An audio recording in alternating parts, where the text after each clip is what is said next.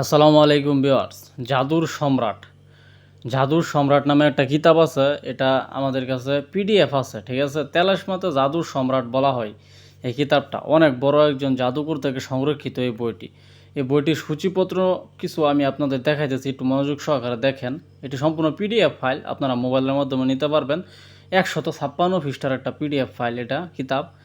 মৃত মানুষকে জীবিত করা ব্ল্যাক ম্যাজিক, মৃত মানুষকে কথা বলানো ব্ল্যাক ম্যাজিক, মেঘ হাতে চলে আসবে ব্ল্যাক ম্যাজিক, মানুষকে ভস্ম করা ব্ল্যাক ম্যাজিক, অদৃশ্য হওয়া কালো জাদু, হাতে আগুন ধরানো মন্ত্র ব্ল্যাক ম্যাজিক, হাঁড়িতে মিষ্টি বানানো মন্ত্র ব্ল্যাক ম্যাজিক, কোনো কিছু গায়েব করা মন্ত্র ব্ল্যাক ম্যাজিক, গরুর নাড়ায় ব্ল্যাক ম্যাজিক, মানুষকে পাথর বানানো মন্ত্র ব্ল্যাক ম্যাজিক, সূর্যকে ছোট করা মন্ত্র ব্ল্যাক ম্যাজিক, ভূমিকম্পন সৃষ্টি করা মানে ভূমিকম্প, বাম পা দিয়া 3টা গোড়ালি দিয়া কেঁচা দিবেন মাটির মধ্যে, ভূমিকম্প সৃষ্টি হয়ে যাব ব্ল্যাক ম্যাজিক।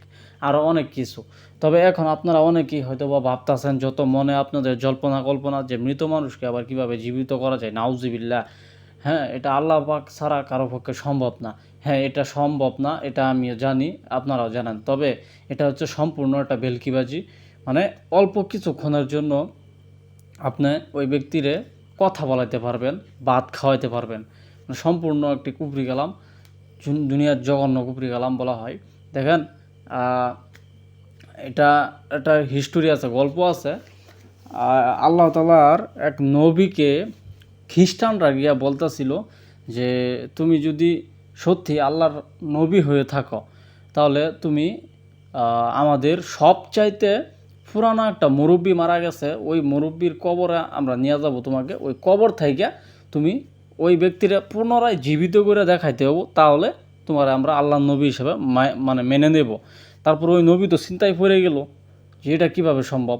তা আল্লাহর কাছে আল্লাহ জিবরাইল আলাইহিস সালামের দ্বারা ওহী পাঠাইলো যে, আপনি শুধু কবরের সামনে গিয়া বলবেন, কুম্বি ইজনিল্লাহ, আল্লাহর হুকুমে হে কবরের রুহু তুই জাগ্রত হয়ে যা।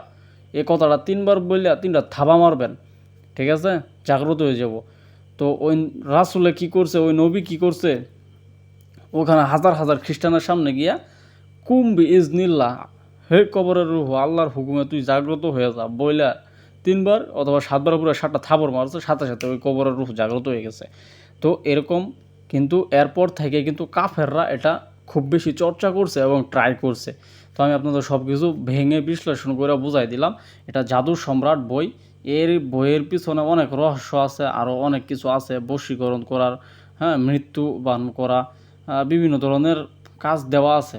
এই জাদুর সম্রাট পিডিএফটি যারা নিতে চান, বেশি না, যদি 3-4টা কাজ এই বই থেকে শিখতে পারেন, 3-4টা কাজ শিখতে পারেন, পুরা বাংলাদেশের যত কবিরাজ আছে সব আপনার পায়ের কাছে বইয়ে থাকবো। ওস্তাদ একটা বিদ্যা শিখান আমারে, ঠিক আছে। আমি একটা কথা বলে দিলাম, মাইন্ড করেন না কেউ, কারণ এই বইতে অনেক কিছু দেওয়া আছে, অনেক কিছু। এই দেখেন, হাতের লেখা, মহব্বতের জন্য দোলা পড়া, পাত্র পাতাল বন্ধ, ঢাইনে বন্দি কাশি বাঞ্চ বন্ধ জুং, মানে এরকম কিছু মন্ত্র আছে। উত্তরে কামাখ্যা মুই, দক্ষিণে ঝকবন্ধ পড়িয়া দিনু মুই, এটা ওই গাও তারা মানে বাবাতাসা তারাপিরা।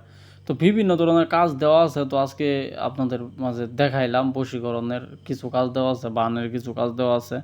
তো 156 পৃষ্ঠার এই কিতাব, তেলাসমতে জাদুর সম্রাট, ঠিক আছে। যারা এই বইটি নিতে চান, আমার সাথে সরাসরি আমার স্ক্রিনে নাম্বার দেওয়া থাকবে, আপনারা যোগাযোগ করবেন, ঠিক আছে। তো ভালো থাকবেন, সকলের সুস্বাস্থ্য কামনা করি। আজকের মতো এখানেই, পরবর্তী ভিডিওতে আবার দেখা হবে। আসসালামু আলাইকুম।